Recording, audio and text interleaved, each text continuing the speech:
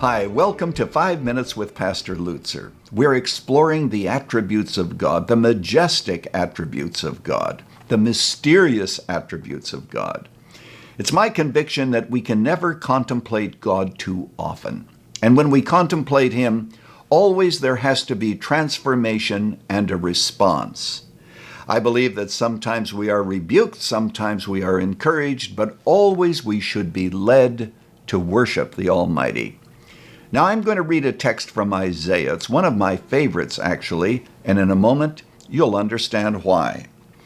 Isaiah says these words in chapter 57, "For this says the one who is high and lifted up, who inhabits eternity." Just think of that. "Who inhabits eternity, whose name is holy. I dwell in the high and holy place, and also with him who is of a contrite and lowly spirit, to revive the spirit of the lowly, and to revive the heart of the contrite." Now let's think about this text. The reason it is so wonderful is that it introduces us to two aspects of God. First of all, there is the transcendence of God. That means that God inhabits eternity. Now we're going to be talking about the eternity of God later on in this series. We're going to be discussing many of these aspects. But He inhabits eternity. I love that. I love the fact that scientists have never been able to find any end to the universe. It goes on forever because God is going on forever and inhabits all of eternity. So that's the transcendence of God. But also here we are introduced to what theologians call the immanence of God, that He is among us. I dwell with those who are of lowly spirit, those who are of contrite heart. That's amazing, isn't it?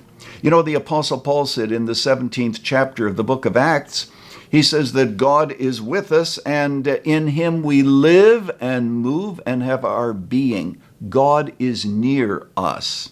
God is right in this room. You know, I think about these things often.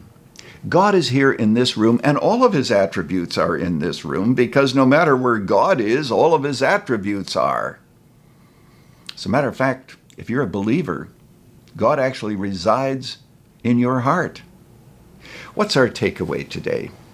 That this God who is so transcendent is among us. And He ministers to those who are of a contrite heart. The Hebrew word means broken. It's something like David said in Psalm 51, "A crushed spirit you will not despise." So, my friend, today, God is attracted to our weaknesses. He is attracted to our need, if only we will come to Him admitting that need, because He is not so big He can't help us. He is out there, but He's also here with us. Today, go with God.